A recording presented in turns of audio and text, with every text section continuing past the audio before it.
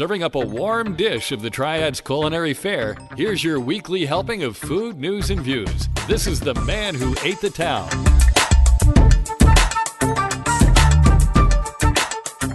Hey folks, and welcome to episode number 90 of the Man Who Ate the Town podcast. This is for the week of November 19th to the 25th, 2018. My name is Tim Beeman. And my name is Ray Morgan. And we're opening the recipe box. We're recording this episode of the Man Who Ate the Town at the lab at Industry Hill, is repurposed building on North Chestnut Street in the old warehouse district of downtown Winston-Salem, what we now call Industry Hill. For more information, go to industryhill.com.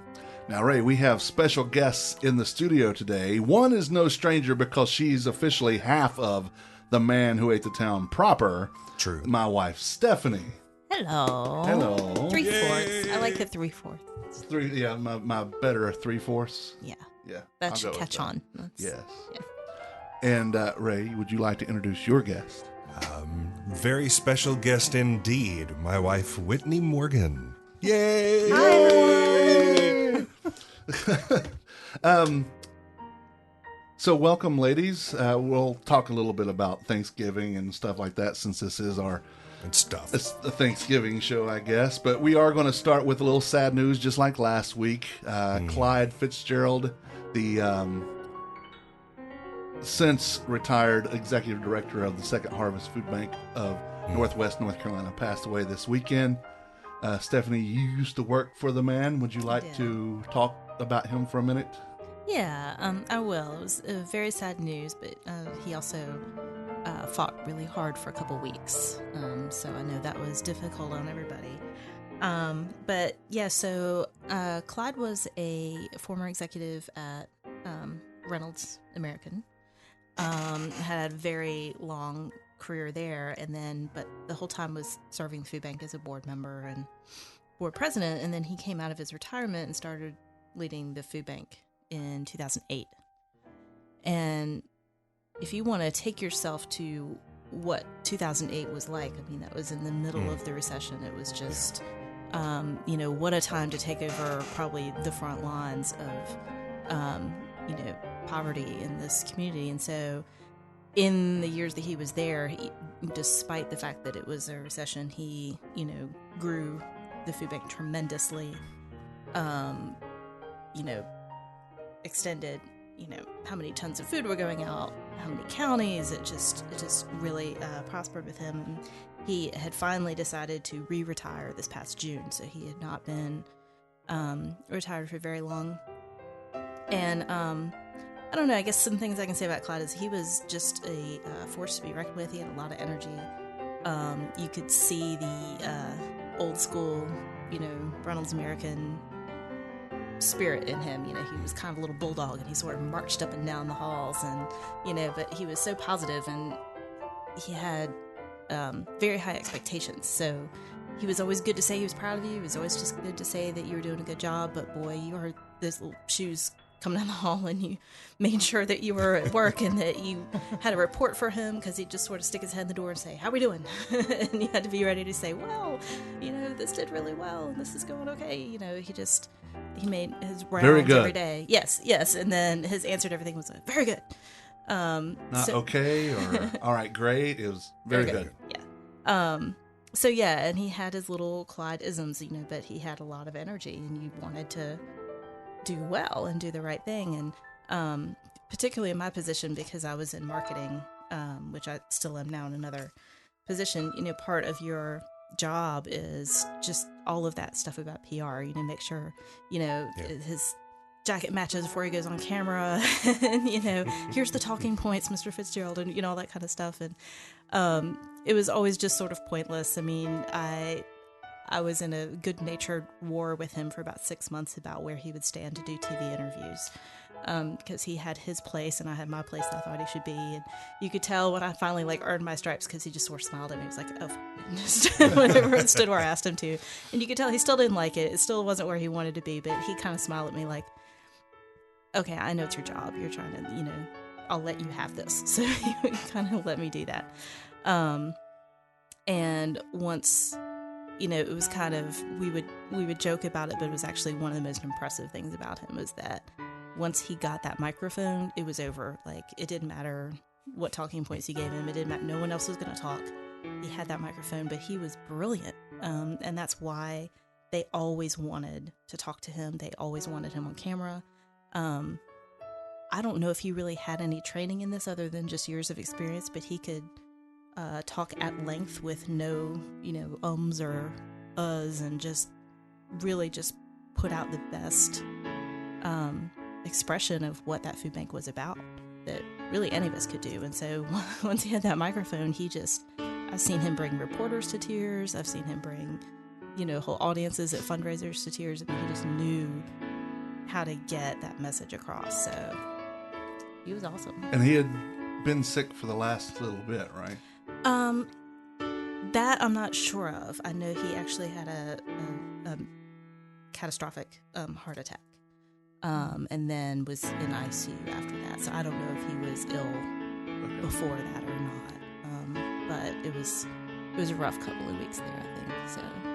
Well, I know that the whole community, not just the food or the food bank or food pantries or anyone affiliated, more than that, just the entire community of not just Winston, even the whole Greensboro, the whole triad, County, Northwest Burlington, North Carolina, all the way, to the mountains and everything. This is a devastating hit for all of the communities within that, and we wish, what I always say is, happier thoughts and positive vibes to them. And if you are the praying kind, I'm sure they do not wouldn't turn it away. Absolutely. So you look at what Second Harvest has accomplished in the last 10 years under his leadership.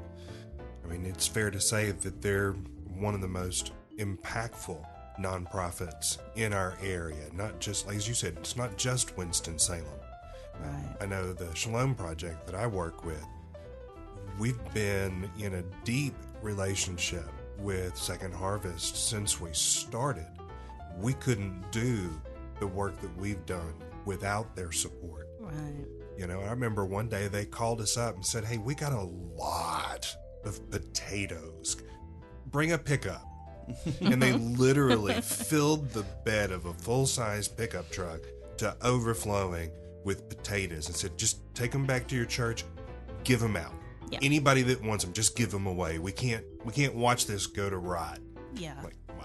Oh, there was no food waste at all if there was a way to donate it. So we, and Tim knows about this about me. If I've ever worked for an organization, I refer to myself as we when I talk about them forevermore. So I think I say we with like 4 different nonprofits now. But there was an annual dinner that happened because they were part of the children's home as well, the food bank garden there at the children's home. And so they would have sort of an annual dinner there.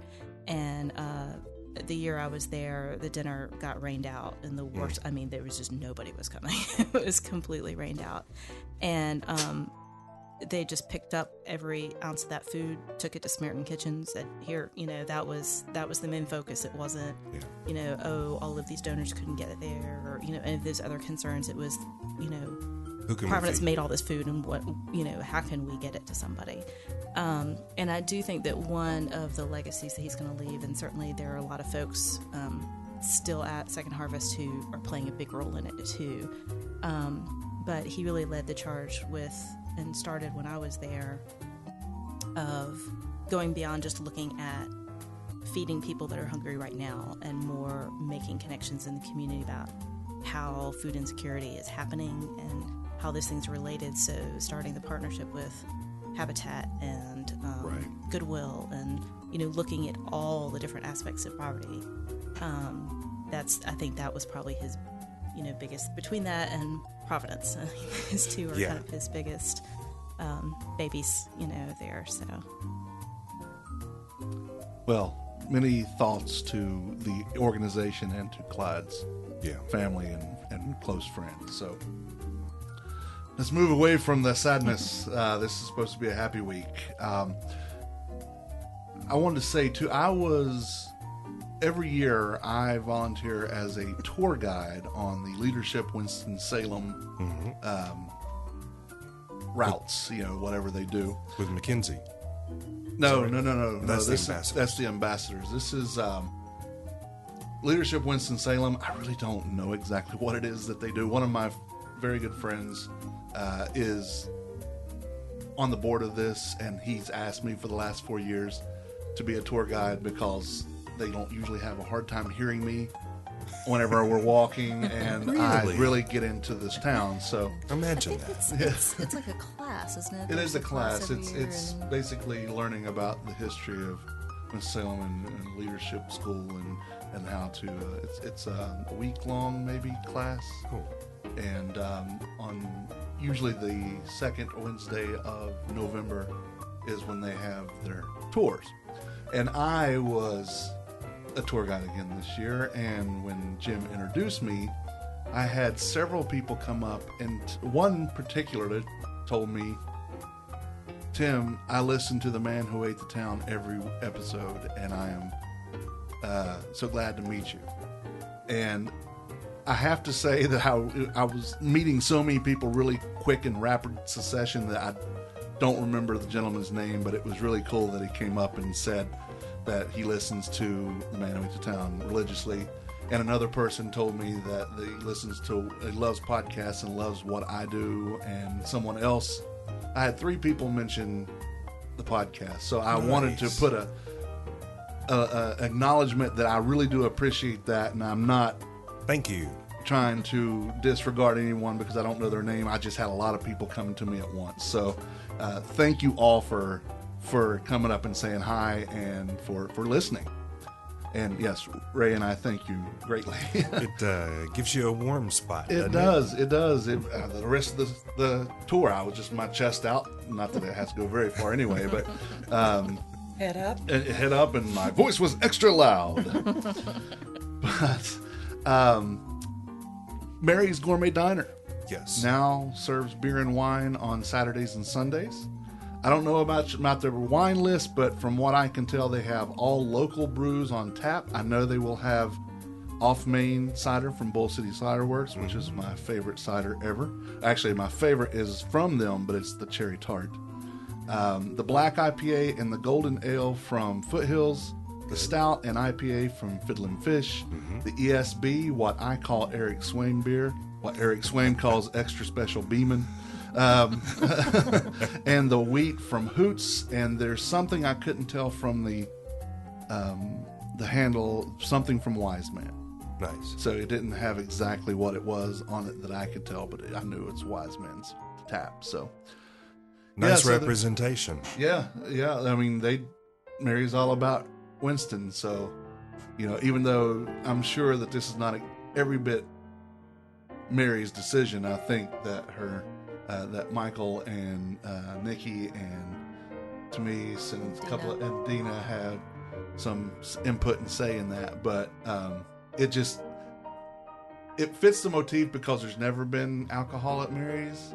It just fits the motif that if there's going to be, it's going to be Winston-Salem. Yeah, or Bull City, even though it started in Durham, it's actually brewed in Lexington now. So There you go. It's local. yeah, so it is very local. One last thing I have about news that I could find and dig up was supposedly tomorrow, the 20th, Earl's is going to have their sign put up in the morning. It's supposed to be a boot or something. And then that night, they're supposed to open. Ah, there's our first opportunity. Yes. So you need to go by and check them out because we want it to be a success. Several reasons. One, it's a new restaurant in town. And 2, it's in Industry Hill. And we want things in Industry Hill to be thriving because this area is booming. Exactly. So do you want to talk Thanksgiving now, or you want to do the holidays and stuff first? Well, let's do the holidays first. Okay. That's some cool stuff. Yeah. I So knew a holiday. all right. So the 19th, which is today, is of one of the weirdest holidays. It's World Toilet Day Wow. from the United Nations today. I really need to sit and think on that. Yeah. Bring a book. Yeah. Reading material. Get off your throne, pal. But today, 4.5 billion people live without a household toilet that safely disposes of their waste. 4.5 billion with a B? Over the entire world. World Toilet Day is about inspiring action to tackle the global sanitation crisis. Okay. In a happier note, on the 19th is also National Carbonated Beverage with Caffeine Day. Yes. On the 19th in 1966, Rocco DiSpirito was born. He's an American celebrity chef and cookbook author. I used to have a crush on him. Did you? I think I'm over it, but I You think? did. You're not sure? No, I'm pretty sure I'm over it. Yeah, he did Now Eat This and Restaurant Divided. In 2007, on the 19th, Dick Wilson died. He was the actor who played the role of Mr. Whipple in the Charmin commercials. Please don't squeeze the Charmin.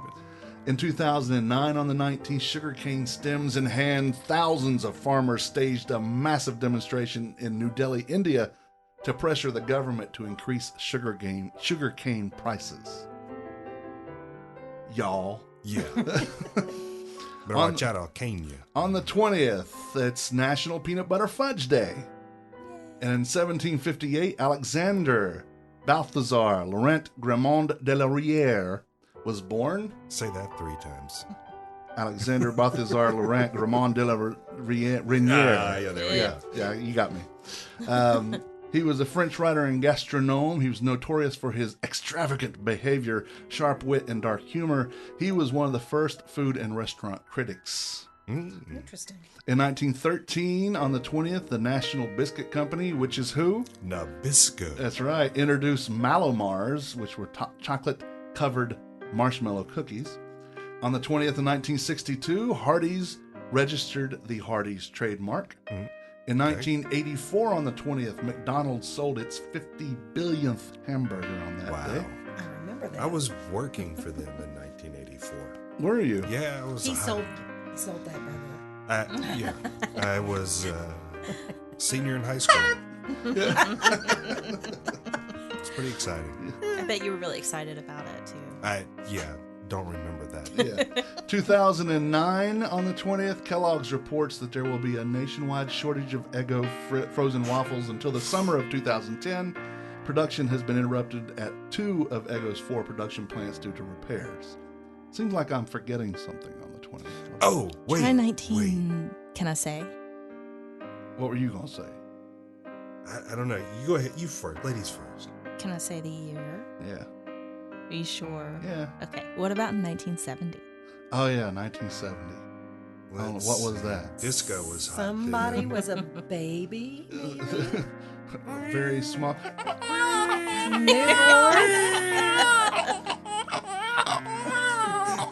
He's doing that live, folks. That is not a recorded sound effect. Yeah. It's so weird. The disconnect of looking at you and hearing that sound, it's disturbing. I can't even make noise. Whitney is freaked out. So. Yeah. Yeah. So on that note, at 6:36 in the morning on November 20th, 1970, I was born. So you kept him up all night long, is what you're saying. If you were born at 6:30 in the morning, you kept him up all night long. Well, actually, there's a long story to that. I'll wait till we're off the air to tell it. But it wasn't that long. But once I was born, I didn't go to sleep for the first 3 months. Wow. Yeah. Yikes. Yeah. That was awful. That was awful for a lot of people. And for the last 48 years, you've been what I lovingly refer to as a challenge. Yes. That's my challenge. For all 48 years. Yes. But I've challenge been entertaining all 48 years. The 21st of November is National Stuffing Day. It's also National Gingerbread Cookie Day.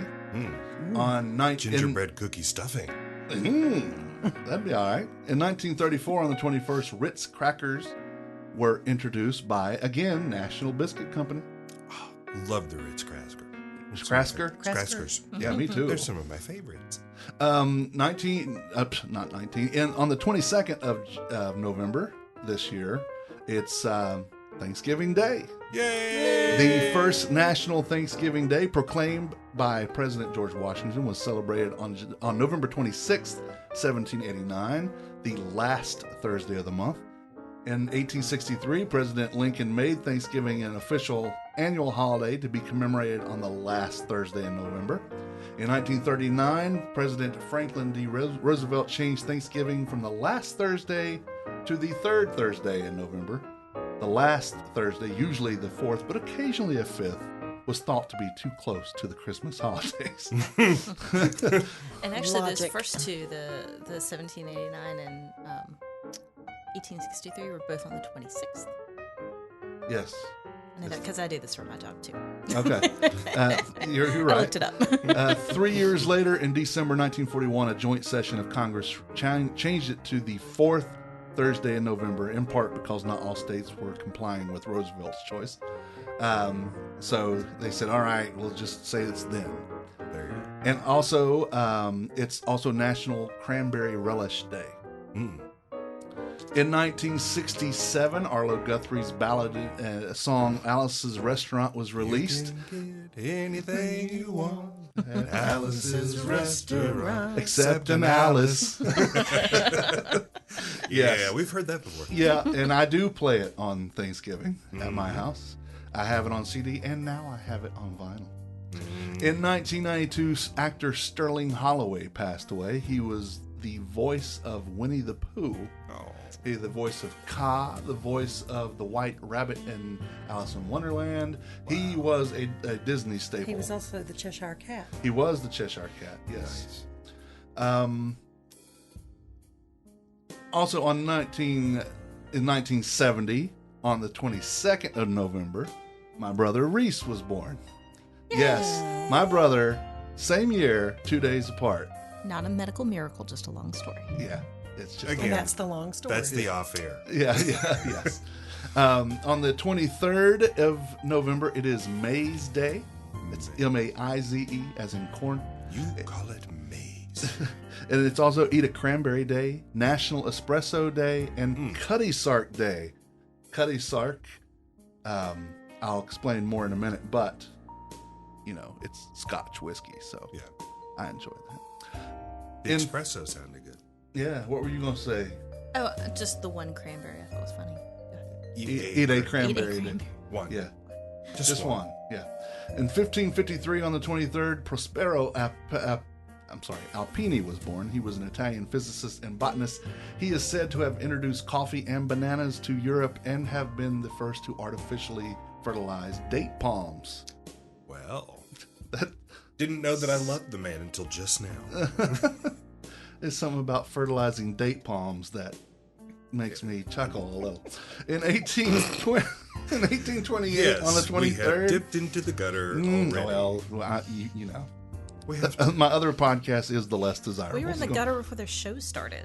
well, that That's is true. Banana hammocks. But then in 1828, Cornelius Hoagland was born. He was the co-founder of Royal Baking Powder Company in 1866 with his brother Joseph Christoffel Hoagland. In 1869, on the 23rd, the three-masted clipper ship Cutty Sark was launched in Dunbarton, Scotland. It was one of the last to be built, and it was the only one that's still surviving today. It is 212 feet long and 36 feet wide. It was initially used in the Chinese-English tea trade. It was fully restored in 1957, and it is in dry berth in Greenwich, London, as a sailing museum. very nice. On the 23rd in 1921, President Harding signs the Willis-Campbell Act, which prohibits doctors from prescribing beer or liquor. Boo. Damn. You mean doctors could prescribe beer? Yeah. I think you should drink beer. I'm going to write it down for you. My doctor says, well, I know I'm not going to stop you, so just be careful with how much. I want somebody to write me a prescription for beer. That would be awesome. No, a doctor. Pen is A out. doctor. Hey, I'm not a doctor, but I play one in our bedroom. So, You stayed at the Holiday Inn Express. yeah. And I stayed in the Holiday Inn Express last night. There, Oh, beer. thank you. Oh, look. Yes. And I wrote it all sloppy like a doctor would. Very sloppy. I would never get Tim Beeman out of that. Well, my guidance counselor told me in high school that with that handwriting, I could either be a doctor or a musician, and I hate the sight of blood. So there you go. I went the other way. In 1977, on the 23rd, the U.S. requires warning labels on products containing saccharin as potentially carcinogenic. After further research, the warning was removed in 2000. In 1990, Roald Dahl died, British actor that did a lot of books with food or possible food titles like Charlie and the Chocolate Factory, A Piece of Cake, Pig, Royal Jelly, Smell, James and the Giant Peach, and Lamb to the Slaughter. Yeah. Knew a couple of those. Let's see, on the 24th of November, National Sardine Day. Yeah, I won't be celebrating. Yeah, no. Yeah. Now, what was it? The national pizza with everything except anchovies. Anchovies, yes. Last week, one of the days was National Pizza Pie with everything on it except anchovies day. Yeah. In 1762, the first written record of the word sandwich. Edward Gibbon's journal from 11/24/1762 said, "I dined at the cocoa tree. That respectable body affords every evening a sight truly English. 20 or 30 of the first men in the kingdom supping at little tables upon a bit of cold meat or a sandwich." Sandwich. See, and I wonder what that actually looked like, because I've now had a sandwich in France and a sandwich in Belgium, and neither of them look like a sandwich. It's just true. So, yeah, it's basically just... I don't know what he was looking at, but it wasn't what we call a sandwich. Well, it could be what we had over there and what we made over here as a sandwich is different. Yeah. They put the salad on top in Belgium. They just dump all the...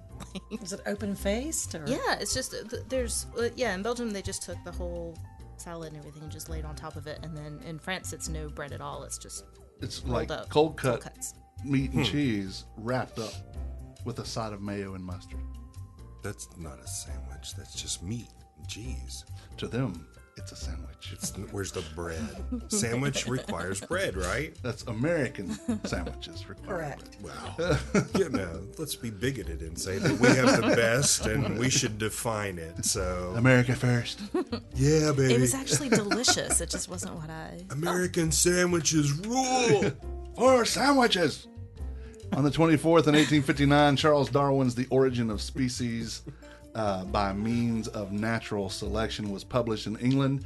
In 1904, Benjamin Holton invented the first successful track-type crawler tractor, as we call a caterpillar tractor, or a caterpillar... Calipitter. Yes.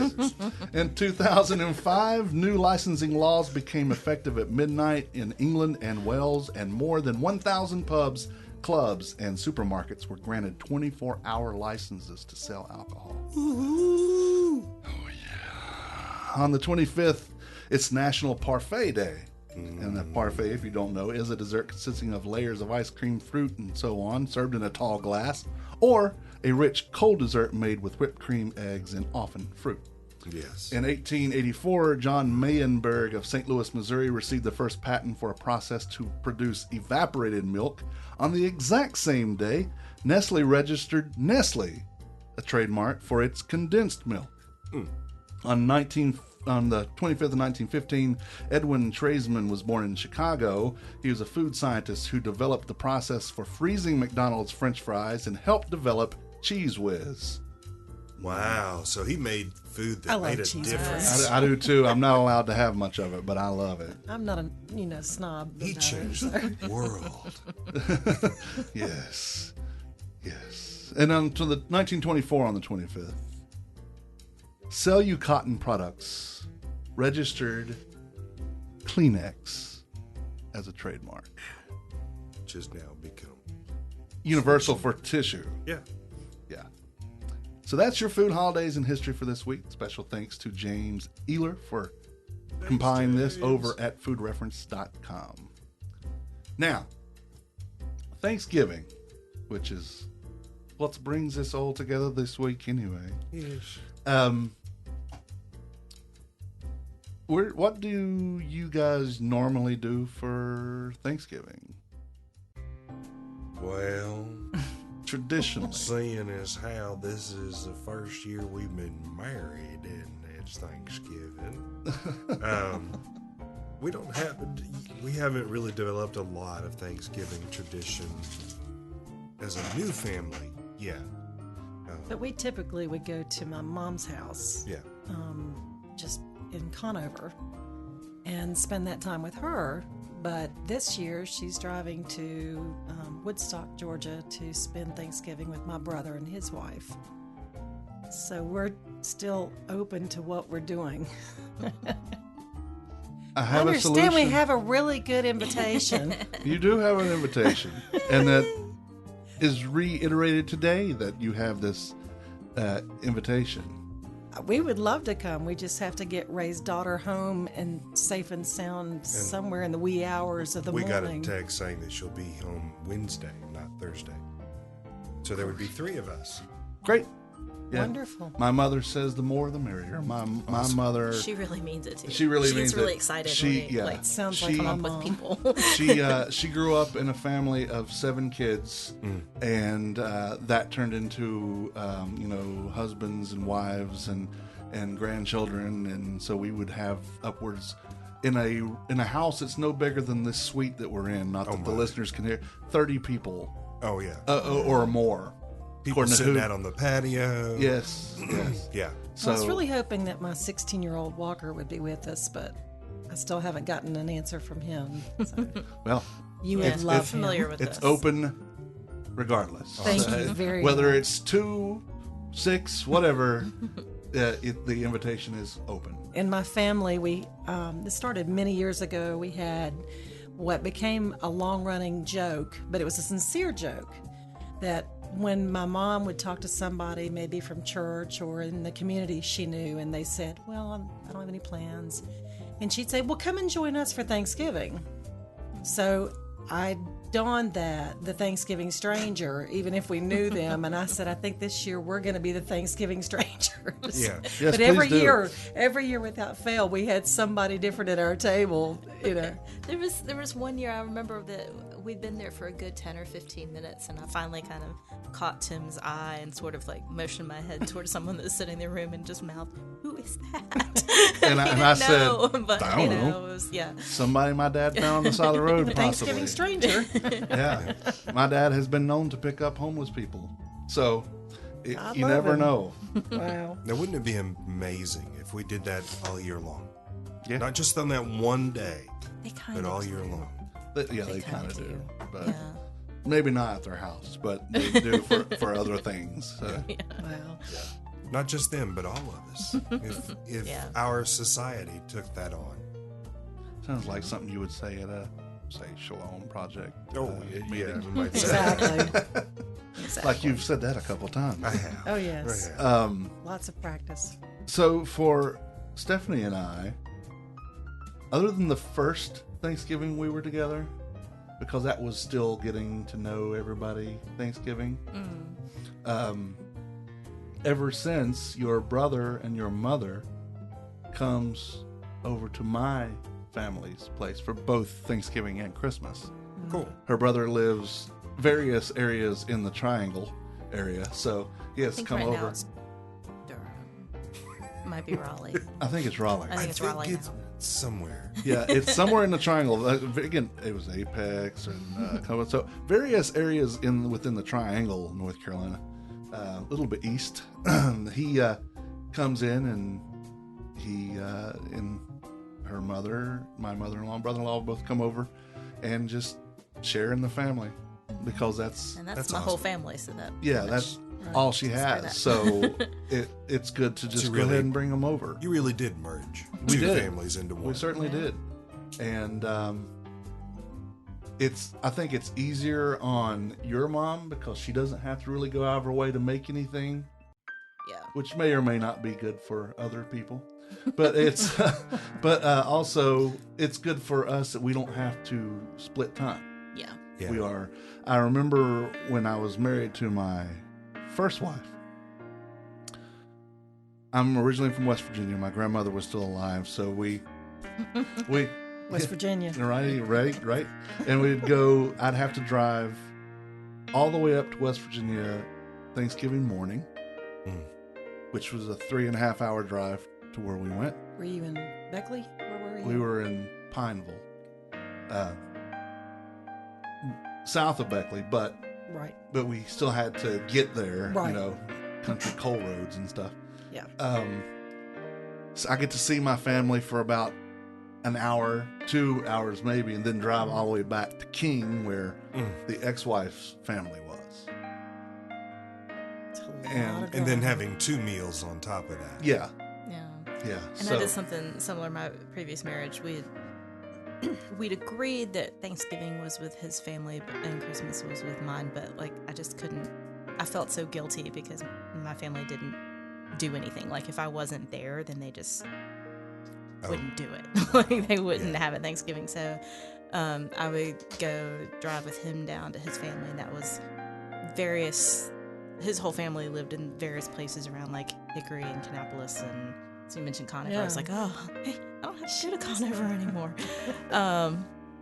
But that area, early in the day, and then we would drive back, and me being the dutiful daughter would feel that I needed to prepare an entire Thanksgiving dinner for the rest of my family for evening, and it was just, That's a lot. yeah.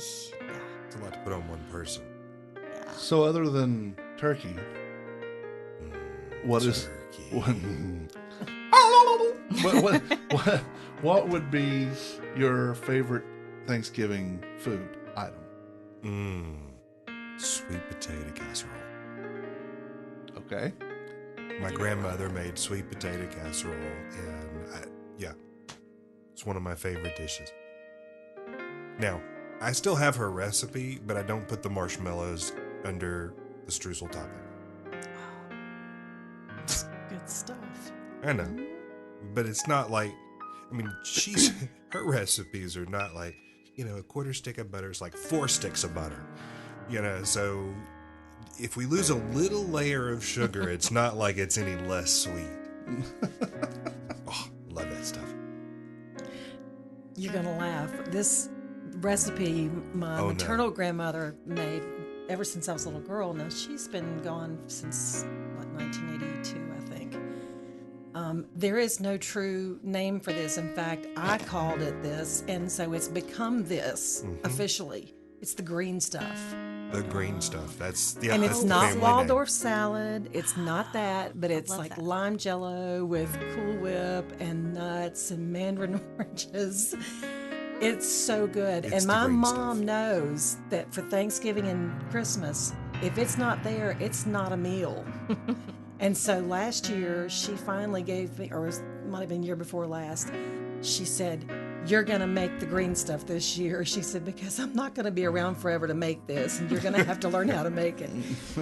And I can eat, and it's funny because there are some people in our family who don't really care for it. It's really good. It's very light. And I'm like, and it had cottage cheese in it as well. Yeah. But I'm perfectly fine with them not eating it because that means more for for me. It is good. Its color is not necessarily It's most just of lime color. It's green. Festive. But it's become something Yeah. where Tell yourself that. extended parts, it's like nice project. my uncle and aunt who live in Charleston, West Virginia. My aunt has 4 other sisters, and now they make it in their families all over the United States, and so it's just part of what's expected for Thanksgiving and Christmas. The Green spreading stuff. of the green stuff. I started it. You- How about you, babe? Mine's really changed so much over time. Food-wise, it's the pumpkin pie. Definitely. I have an old friend from many years ago who still, at least once a year, it'll come up now in her Facebook feed because she posted it one time. It's like that meme where you have the slice of pumpkin pie and it's completely surrounded by whipped cream. Because she, My favorite. yeah. she was a guest at our house for Thanksgiving one year, and she had basically seen me do that with my pumpkin pie. She's a little bit older than me, so I was a kid, and so she always says, every time I see this, I think of you. But yeah, with the traditions changing, it's interesting because I went from, preparing an entire Thanksgiving dinner every year to the first several years being part of Tim's family, not doing a lot of cooking, but I picked out one dish, or I'd have, one thing that I'd make that this is my thing that I produced. And now that he and Trey are such chefs, like, now they kind of make stuff and I just show up I don't even think I'm gonna get anything this year. Just gonna You go. threw me off because you said you can't talk about turkey. No, I can talk You about said turkey. besides turkey. Oh, yeah. Well, see, now to me, the way we would do, we took our turkey to a local barbecue joint, and they would smoke it for us.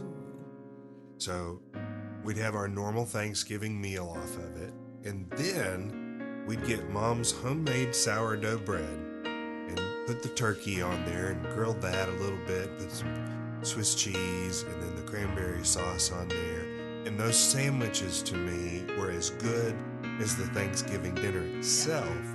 But then Mom would always take the carcass and boil that, make stock out of it, and then take the last of the turkey and throw that in there and make this turkey and rice soup that, oh my God, it was as good as the Thanksgiving meal. So yeah, we figured out how to stretch Thanksgiving into about a week's worth of meals. Well, I'm a big fan of that turkey salad. Your mom Yeah, makes. my mom, every year, there's turkey salad that's made from whatever's left. And it's really fine too. It's not Yeah. like chunky. It's like, She has the grinder attachment for her KitchenAid, and she just runs everything through that. Yep. And that's one That's thing good I stuff. wish I did have, because we have that KitchenAid that hardly ever gets used, and I'm like, I wish I had the attachments. I would certainly use those.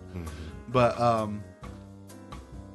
yeah, so the turkey salad afterwards is something I would look for. But this year, every year I make my special breakfast deviled eggs, which Yeah. I'll tell you So what I do with good. it. You is, told me about these. Yeah. Oh yeah. So what you're saying is that if we come for Thanksgiving, they're going to be there. Yeah. Oh yeah. Yeah. The answer is yes. So time? it's I fry up some bacon. Mm-hmm. I take the bacon out. I empty the eggs into a bowl. Pour the bacon grease into the egg mixture. Yellow mustard, mayonnaise, Dijon mustard, orange juice, maple syrup, and then put all that back into the egg. Then I take Parmesan cheese and I melt it, and then break it up and stick it down inside there. Crumble up the bacon, put the bacon on top, and then of course paprika on top of that. But yeah, you get every little taste of breakfast in a bite. It's I was so just good. going to say, I don't know that you So can really pick it up. You can. You have to use a fork or a spoon or something. yeah. And when you take that bite, you can, if you like concentrate, it's like the kid in Willy Wonka or whatever, you know, here comes the orange juice. I can do that part now. Well, now I taste the syrup, you know. You The get- full you get all meal the- in the yeah, one piece of it's candy. awesome. And this year, for the first time, I'm doing the baked beans, and since we just got back from Boston, it's a Boston baked bean recipe that I want to use. So So we're likely to eat it. yeah, she doesn't eat a lot of beans, but she said she'd eat if I made this. So. Okay, All right. So I who's may got have the to best bring some beans in green there? stuff. beans. There you go. It's hard to say. I'd say where do I always get beans? Bibs. Oh, I love their beans. Love their I beans. love all their food. I'd have to think on that because there are a couple places. Miss Ora's, I like those. There are a couple other places that I'll get them. It's just not top priority for me. The Honky Tonk Smokehouse. Oh, yeah. They had They some had really good good baked baked beans. beans. You're right. Yeah. That is a good. Those were really good. Yeah. Yeah, and I like, it's not a baked beans thing, but I do have to credit a combination of Travis Myers and Tony DeLucio because I was very anti-bean of any kind at any time, and I hated them. I just hate them. And both of them have served dishes that had Travis. I think he has now served me every kind of bean, and then Tony at one of our dinners there did like a white bean soup or whatever. Converted. And now I'm- buy for Yeah, you yeah. cannellini beans and black beans. You like those? Okay. Love black The only ones that I'm still turned off to are black eyed peas and pintos. And I even ate black eyed peas from Travis because he did something special I don't know how to do. Because he does But, everything special. Yeah. You need to Can't do the pintos. Find a good recipe for Hoppin' John. Black-eyed peas and onions and diced tomatoes and some Might be able to do sauce, that. little rice. Pintos, it's apparently the smell. We were somewhere and they were serving pintos, and as soon as I caught a whiff, I was like, nope, still can't do those. But other ones, I'm good. But yeah, I grew up on black-eyed peas and cornbread. Yeah. I don't think I even had black-eyed peas until maybe a year ago. Because I've never been a bean person either, other than like pork and beans. I like those. Oh yeah, pork and beans. That's just And you know I never did at my house. Yeah. So my mom was a Yankee. Yeah. What, no beanie weenies when you were kids? I mean, come on. Now she would do like the canned like baked beans when we had hot dogs, but I wouldn't eat them. But yeah, so my mom being a Yankee, all things Southern were banned from the house. So She didn't even have biscuits and gravy until when? ooh. I went to stay You were at my deprived. boyfriend's grandparents' house, like in high school, and I didn't even know there was such a thing as biscuits and gravy. I had no idea. And they put this plate in front of me, and my first thought was, "Oh my god!" I'm like, Somebody I thought threw it was up on my plate. I thought she put cream and mushroom soup on. Like I didn't know what it was. And my boyfriend's like elbowing me, like, "Shut up, just breakfast. take it." And so I took a bite of it, and I started looking for them everywhere, like Yeah. ever since then. Well, They're not hard to find in the South. Yeah. Tim Johnson, his former co-host here and a good friend of ours. Yeah. His wife's grandmother was the first place I ever heard of chow chow. I'm like, what the hell is that? Oh yeah. I didn't like it, but it's just because it was not my thing. Now, because I can eat sauerkraut and all that stuff now, I would probably like it okay. And when I've had chow chow places, I like it. This was a homemade thing, and I just wasn't expecting it. I didn't know what it was, and I'm like, okay.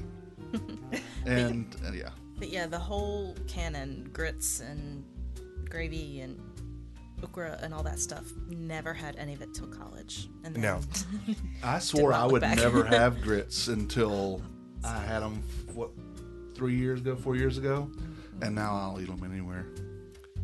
I did not want grits. Grew up, I did not eat grits. People are like, "How love have you grits. lived in the South without grits?" I could be the woman who ate the town. I mean, I'm happy with about anything. Yeah.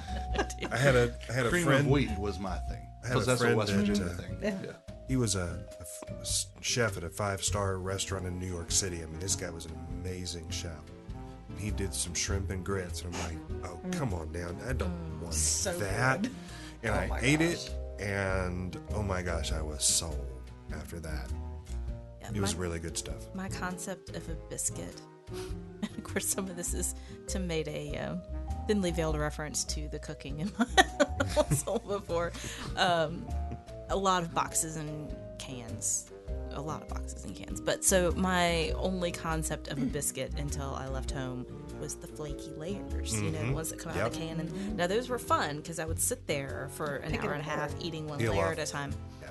But that's what I thought a biscuit was. And so, like, that versus That's a the version. good old biscuit from Mary's is just completely just Oh. not the same planet. Yeah. That's a mountain of flour and water there. Yeah. at Mary's. Yeah, there was.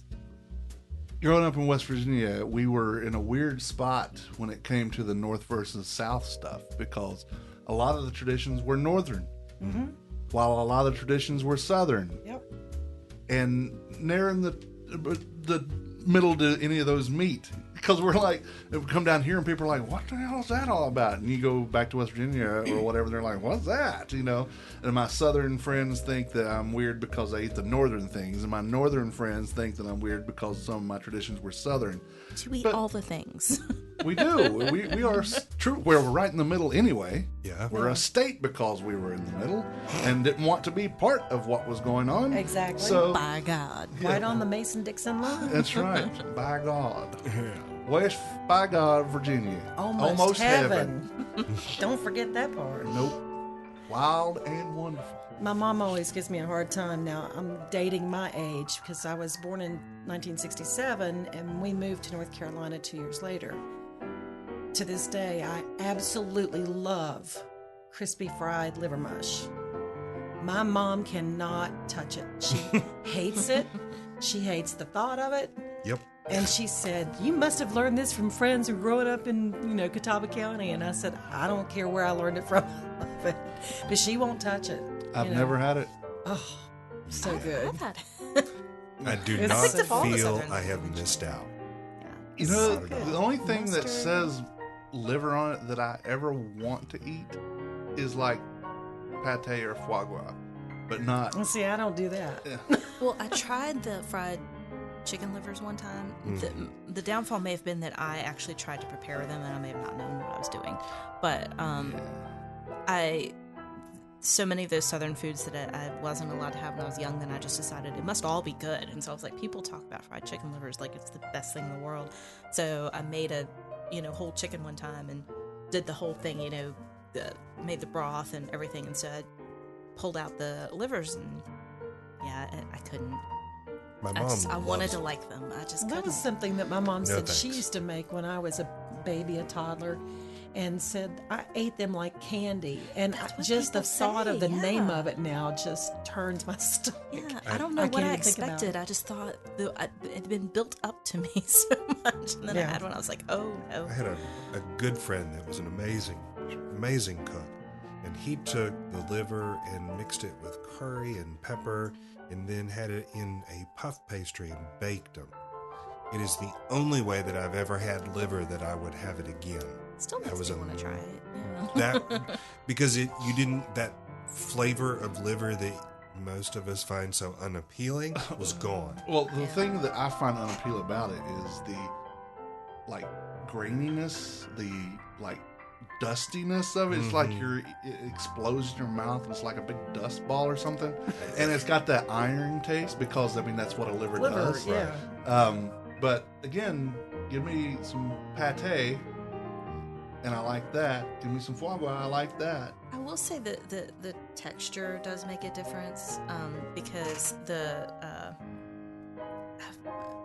what did you call it before? Like liver mush. Liver mush. Yeah, so that's one of those things that I can have about once a year. So it's sort of stupid to buy a whole package of it, but that's the only way you can get it.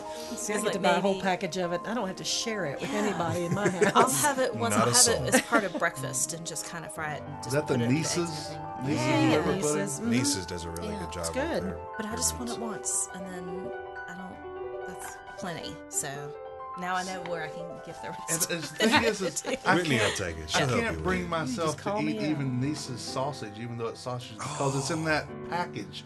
I'm like, my sausage needs to come in a tube. No, you need to get over that.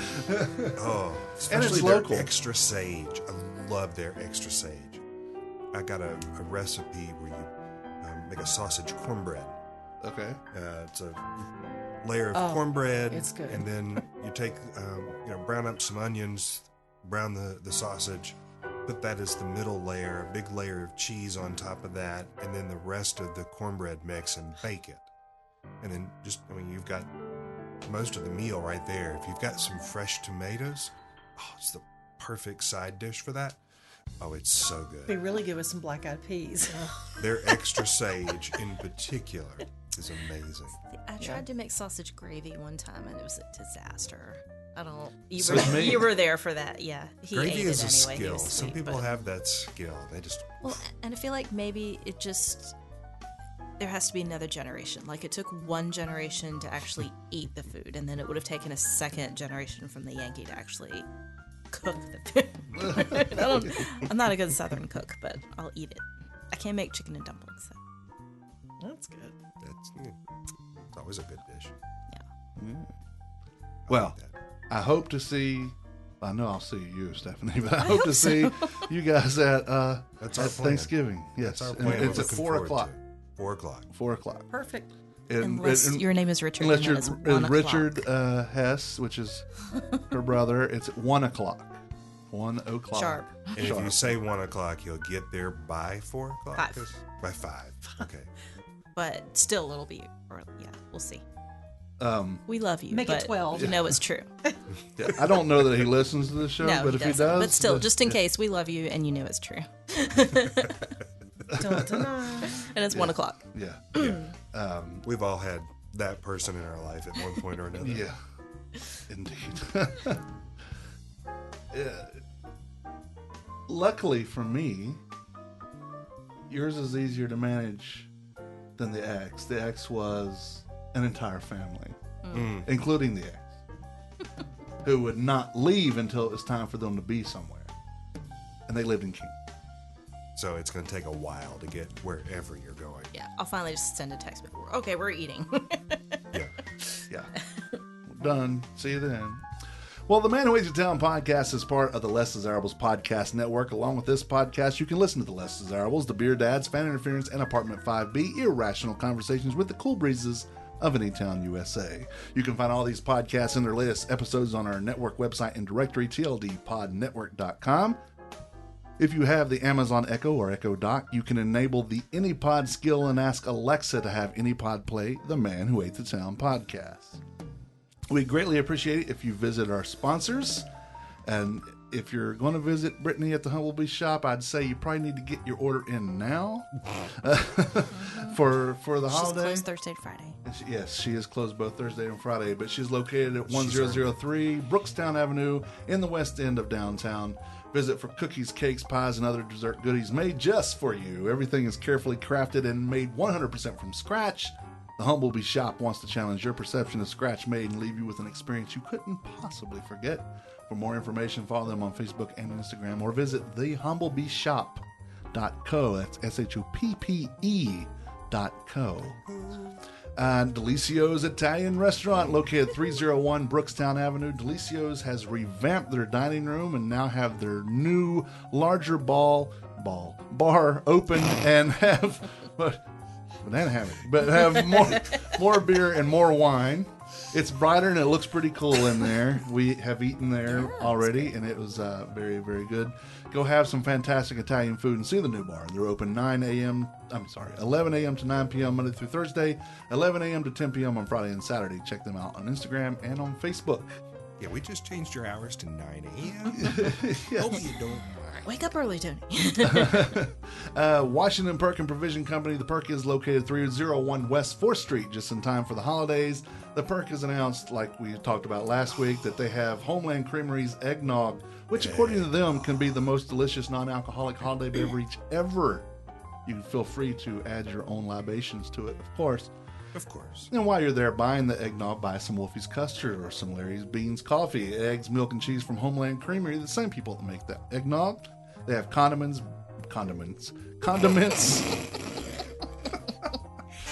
Ending the way we began. Yes. And I'm not even had anything to drink yet. Not a drop. Yeah, I'm talking in cursive and I'm not even drinking. So the bread, beer, wine, Perk has all that. Washington Perk is better than a convenience store, but not quite a grocery store. Again, they're located 301 West 4th Street in downtown Winston-Salem. On the web, it's facebook.com/Washington Perk, and on Instagram, they are Washington Perk _DTWS. Keep an eye on the blog and this podcast, so I guess you have to have an ear for the podcast to find out more about the food news and happenings around town. If you have any of those food news, please send an email to Tim at the Man Who Hates the Town.